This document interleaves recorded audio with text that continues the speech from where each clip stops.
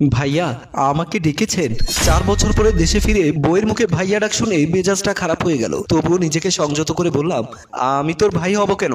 এখন তো আমি তোর স্বামী। আমার আব্বু তো মারা যাওয়ার সময় আপনার আম্মুকে চাচি না ডেকে আম্মু ডাকতে বলেছেন। তাহলে তো আপনি আমার ভাইয়াই হবেন।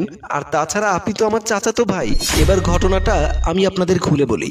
আমি হৃদয়, কাতারে থাকি। আমার বাবা মারা যাওয়ার পরে আমি আর মা চাচা চাচির সাথেই থাকতাম। নীলিমা হচ্ছে আমার বড় চাচার মেয়ে। আমার বড় চাচাই আমাকে কোলে পিঠে করে মানুষ করেছে এবং সেই চাচাই আমাকে বিদেশ পাঠিয়েছে। আমি যখন প্রবাসে থাকি, এর মধ্যে একদিন বড় চাচা ওনার স্ত্রীকে নিয়ে মোটরসাইকেলে করে তার শ্বশুর বাড়িতে যাচ্ছিলেন। পথিমধ্যে রোড অ্যাক্সিডেন্ট হয়ে চাচি স্পট ডেড হয়। ভাগ্যক্রমে নীলিমা সেদিন তাদের সাথে যায়নি বলে সে বেঁচে যায়। সেই থেকে চাচা পঙ্গু হয়ে যায় এবং নানা অসুখে আক্রান্ত হয়। একদিন ওনার শারীরিক অবস্থা বেশি খারাপ হওয়াতে মা ঘরে ডাক্তার আনে। ডাক্তার চাচাকে ভালোভাবে দেখার পরে মাকে বললেন, আপনি একটু আমার সাথে বাইরে আসুন। মা যখন ডাক্তারের সাথে দরজার বাইরে এসে দাঁড়িয়ে কথা বলছিলেন, তখন চাচার রুম থেকে মা এবং ডাক্তারের সব কথা শুনতে পাচ্ছিলেন। ডাক্তার মাকে বলল, আমার মনে হয় না উনি আর বেশি দিন বাঁচবে। ওনার চিকিৎসা করেও কোনো ফল পাবেন বলে মনে হয় না। উনি যা যা খেতে চায় তাই খাওয়ান, আর আল্লাহ যে কদিন ওনার হায়াত লিখে রেখেছেন এই কদিনই বাঁচবেন বলেই ডাক্তার চলে গেলেন। মা ডাক্তারের কাছ থেকে বিদায় নিয়ে বড় চাচার কাছে আসতেই চাচা বললেন, আমি তোমাদের সব কথা শুনেছি। আমাকে আর মিথ্যে সান্ত্বনা দিও না। আমি জানি পরপারের ডাক আমার চলে এসেছে। আমার ছোট ভাই মোর্শেদ মারা যাওয়ার আগেই তোমাকে আর তোমার ছেলেকে আমার হাতে তুলে দিয়েছিল। সেদিন থেকে তোমাদের দায়িত্ব আমি নিয়েছিলাম। কিন্তু ভাগ্যের কি নির্মম পরিহাস, আজ আমার স্ত্রীও আমার সাথে নেই। তার স্মৃতি হিসেবে রেখে গেছে আমার মেয়ে নীলিমাকে। আমিও হয়তো আর বেশি দিন বাঁচবো না। তাই তোমার কাছে আমি একটা আর্জি রেখে যেতে চাই। ভাইজান, আপনি ওভাবে বলবেন না। আপনি আর্জি রাখবেন কেন? আপনি আমাকে আদেশ করবেন। আমি যে আপনার ছোট ভাইয়ের বউ হলেও আপনার ছোট বোনের মতো।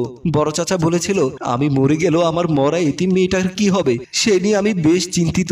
আমাদের ধর্মে তো চাচাতো ভাই চাচাতো বোনের বিয়ে হয়।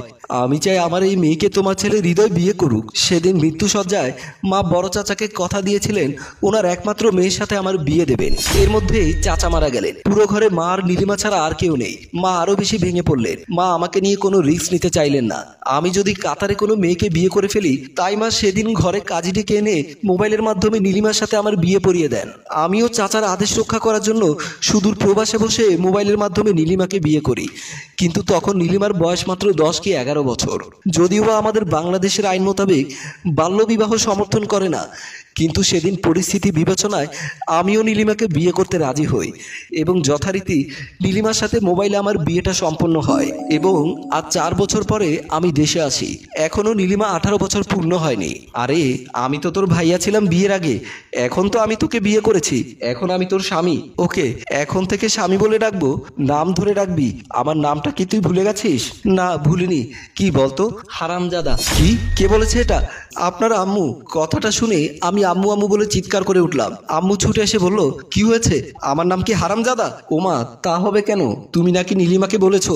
আমার কথা শুনে নীলিমা বলল, সেদিন তুমি বললে না ওই হারামজাদাটার জন্য নাকি তোমার শান্তি নেই। নীলিমার কথা শুনে মা হাসতে হাসতে বলল, আরে ওটা তো আমি এমনিই বলেছি। ওর নাম হৃদয়। হৃদয় বলে ডাকবি ওকে।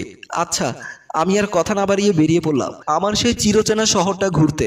সারা বিকেল আমি আর আমার বন্ধু সাইফুল পুরো শহরটা ঘোরাঘুরি করে একটা রেস্টুরেন্টে এসে বসলাম একটু চা খাবো বলে। সাইফুল বলল, দোস্ত, কত আশা করেছিলাম তুই বিদেশ থেকে আসবি, মহা ধুমধাম করে বিয়ে করবি। তোর বিয়েতে আমরা অনেক আনন্দ করব, কিন্তু তা আর হলো না। কি করব? উপরওয়ালা যা লিখে রেখেছে তাই হলো। অবশেষে চাচাতো বোনকে বিয়ে করতে হলো। চাচাতো বোনকে বিয়ে করেছিস ভালো কথা, কিন্তু সে তো এখনো বাচ্চা মেয়ে। তার সাথে বাসর করবি কিভাবে? তারপর এই কথা সে কথা দুই বন্ধু মিলে অনেক কথা বললাম এবং চা পান করলাম। সবশেষে যে যার বাড়ির উদ্দেশ্যে চলে গেলাম। রাতে ডিনার শেষ করে রুমের দরজায় এসে দেখি নীলিমা খাটের মাঝখানে বসে আছে। আমাকে রুমে ঢুকতে দেখে নীলিমা বলল, কি করছেন? একটা মেয়ের রুমে ছেলে মানুষ হয়ে এত রাতে ঢুকছেন? বেরিয়ে যান এক্ষুনি। কি? আপনার একটা মেয়ের রুমে ঢুকতে লজ্জা করে না? আজও আমি তো তোমার বর, তাতে কি হয়েছে? তাই বলে আপনি আমার রুমে আসবেন? তো কোথায় যাব সেটা আমি কি করে বলবো? বলে এই নীলিমা আমার মাকে ডাকতে লাগলো, আম্মু, ও আম্মু। আমি দৌড়ে গিয়ে নীলিমার মুখটা চেপে ধরলাম। এই, আম্মুকে ডাকছিস কেন? আমি আম্মুকে বলে দেব তুমি আমার রুমে এসেছো। তুমি ভালো না, বদমাইশ, খারাপ ছেলে।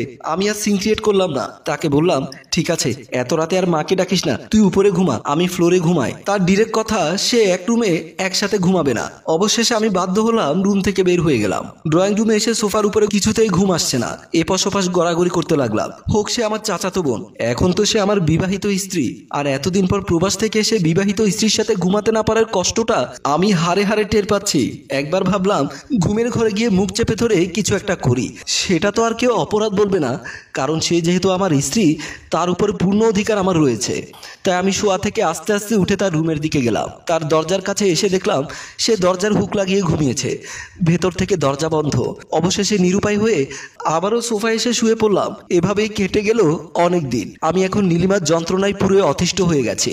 মনে হচ্ছে বাড়ি ঘর ছেড়ে এখনই আবার কাতার চলে যায়। বাড়িতে ফিরতে ইচ্ছে হয় না। মেয়েটাকে বিয়ে করার পর থেকে আমার জীবনটা তেজপাতা হয়ে গেছে। আমি ডাইনে গেলেও বামে যায়, আর আমি বামে গেলে ও ডাইনে যায়। রেস্টুরেন্টে বসে কথাগুলো ভাবছিলাম, এমন সময় সেখানে আসলো আমার বন্ধু সাইফুল। কিরে, মন খারাপ করে রেস্টুরেন্টে বসে আছিস কেন, আর এমন অবেলায় কেন ডেকেছিস? আমি তাকে পাশে বসিয়ে আমার সব কথা বলতে লাগলাম। তার কাছে আমার সমস্যার কথাগুলো বলে একটা সলিউশন চাইলাম। আমার সব কথা শোনার পর সে বলল, নীলিমার এখন বয়স কত?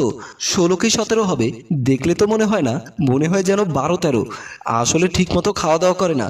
যে বয়সে বাবা মায়ের আদরের দরকার ছিল সে বয়সে বাবা মা দুজনকেই হারিয়েছে, তাই হয়তো এরকম শুকনো। সাইফুল এবার কিছুক্ষণ চিন্তা করে বলল, স্বামী স্ত্রীর মতো মেলামেশা করার বয়স ওর মোটামুটি হয়েছে। তাই বলছি কি, কোনো রকম ফুসলিয়ে ফুসলিয়ে একবার যদি স্বামী স্ত্রীর কাজটা করতে পারিস, তারপর থেকে দেখবি সে আর তোকে না করবে না।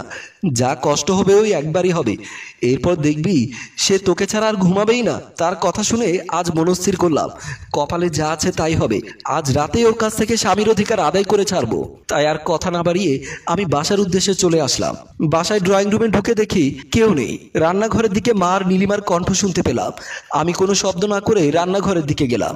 রান্নাঘরের কাছাকাছি আসতেই শুনতে পেলাম নীলিমা মাকে বলছে, মা, আপনার ছেলে তো আমার সাথে এক খাটে ঘুমাতে চায়, কিন্তু আমি আপনার কথা মতো তাকে কিছুতে আমার রুমে থাকতে দেই না। ভালো করেছিস, পুরুষ লোকের কোনো বিশ্বাস নেই, হোক সে আমার ছেলে। সে যদি রাতে তোর সাথে ঘুমায় তাহলে শয়তানের প্ররোচনায় তোর সাথে স্বামী স্ত্রীর সম্পর্ক স্থাপন করবে।